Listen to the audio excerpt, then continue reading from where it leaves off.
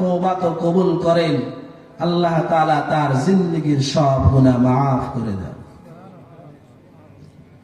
এ মুসলমান আল্লাহর গোলাম, মীরাপাড়া এলাকার যুবক ভাই, মানুষ যখন আল্লাহ তাআলার কাছে তওবা করেন, আল্লাহ কত খুশি হন, কত খুশি হন। আল্লাহর পয়গম্বর হাদিসের মধ্যে বলেন, একজন আল্লাহর গোলাম উটে করে রওনা দিয়েছে। অনেক দূর যাওয়ার পর লোকটা ক্লান্ত হয়ে গেছে। এবার আল্লাহর গোলাম উটটা পাশে রেখে বিশ্রাম করার জন্য রেডি হয়ে গেছে। এই লোকটা এক পর্যায়ে ঘুমিয়ে পড়েছে। ঘুম থেকে জাগ্রত হওয়ার পর লোকটা এদিকে ওদিকে তালাশ করে দেখে, তার যে উটটা ছিল উটটা আর দেখা যায় না।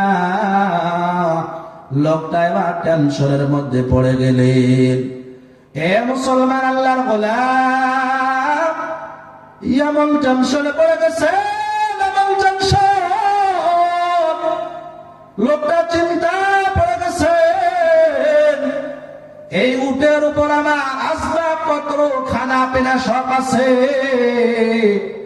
এখন যদি আমি উটটারে না পাই তাহলে আমি অনাহারে মারা যাব, খিদার কারণে আমি এখানেই মারা যাব। লোকটা চিন্তা করতে করতে আবার ঘুমিয়ে পড়েছে। আবার ঘুম থেকে জাগ্রত হওয়ার পর লোকটা আবার সামনে তাকায় দেখে, তার হারানো উটটা তার সামনে আছে। আল্লাহর নবী হাদিসে বলেন, ওই লোকটা এত খুশি হয়ে গেছে, এত খুশি হয়ে গেছে, লোকটা খুশির ঠেলায় বলতেছে, লোকটার বলার কথা ছিল, আল্লাহ আপনি আমার মালিক, আমি হলাম আপনার গোলাম, এই জন্য আমি উটটা পাইছি।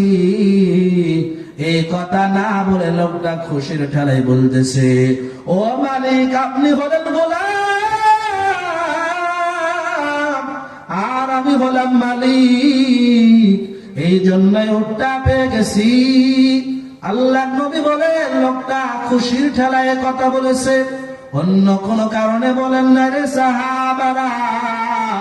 আল্লাহর পয়গম্বর বলেন, এই লোকটা যেমন উটটা পাওয়ার পর এত খুশি হয়ে গেছেন, এত খুশি হয়ে গেছেন, কোন মানুষ যখন আল্লাহ তাআলার কাছে তওবা করে, মালিক